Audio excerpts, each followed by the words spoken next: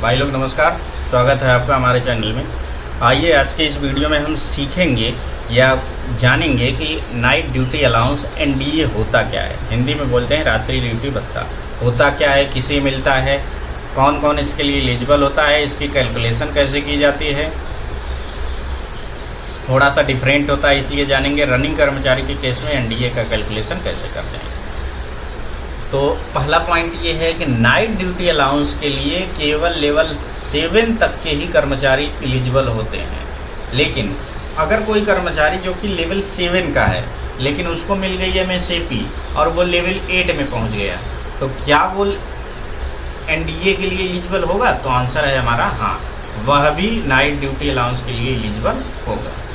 Night duty के घंटों का कैलकुलेशन हम कब से कब तक करते हैं? तो रात्रि के 22 बजे से लेके सुबह के 6 बजे तक जितने घंटे हमने वर्क किया है वो नाइट ड्यूटी में काउंट किया जाता है। जैसे मान लीजिए अगर कोई एम्प्लॉय है जिसने 08 ड्यूटी की, तो शिफ्ट कब से कब तक चली? 0 बजे से ले करके सुबह 8 बजे तक चली। लेकिन हम कह रहे हैं कि नाइट ड्यूटी उसने कितने घंटे किया, तो नाइट ड्यूटी काउंट किया जाता है रात्रि के 22 बजे से लेकर सुबह के 6 बजे तक। तो ड्यूटी जो की गई वो 0 बजे से 6 बजे तक की गई, जो कि इसके बीच आ रही 22 से 6 के बीच, तो घंटे हो गए 6। अगर कोई कर्मचारी 8 से 16 किया तो 22 बजे से 6 बजे के बीच कोई ड्यूटी परफॉर्म नहीं की गई, नील है, इसलिए घंटे भी नील हो जाएंगे।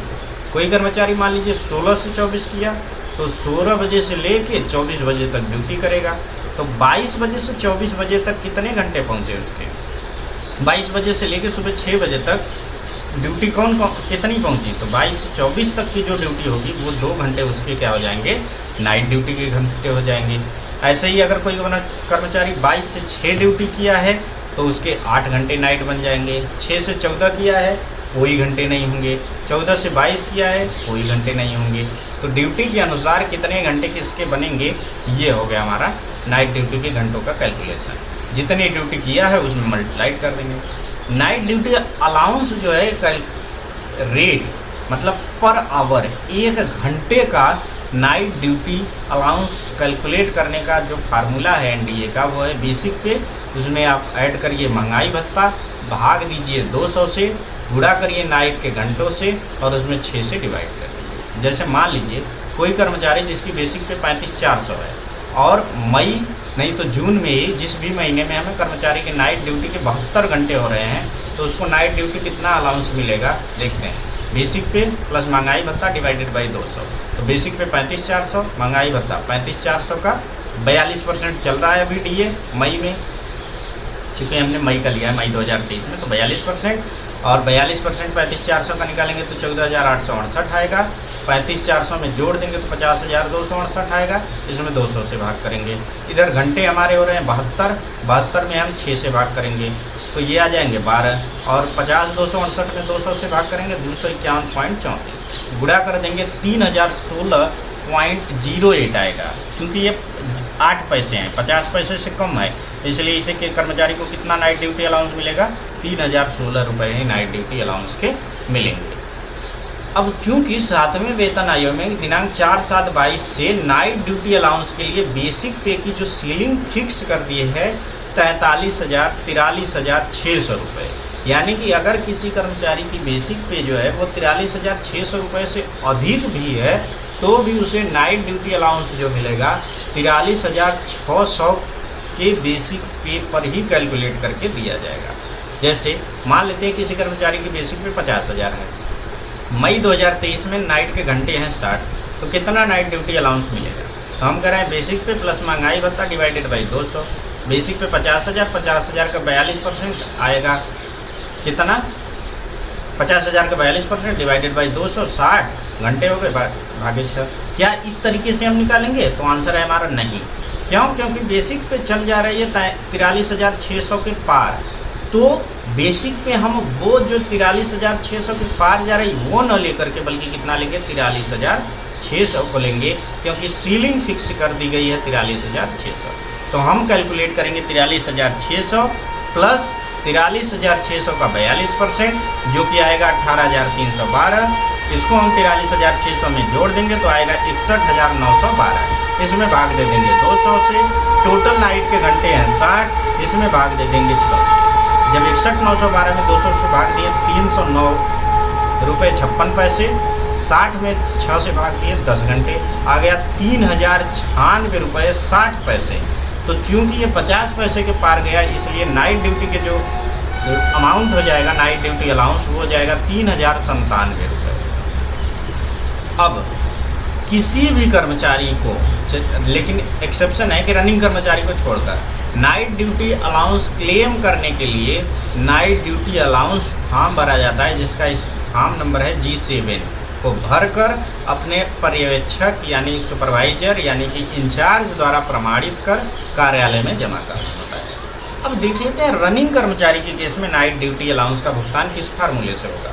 तो रनिंग ड्यूटी के भी केस में एनडीए का जो फार्मूला होगा वो वही होगा, बेसिक पे प्लस महंगाई भत्ता, उसमें भाग करेंगे 200 इनटू नाइट ड्यूटी अलाउंस।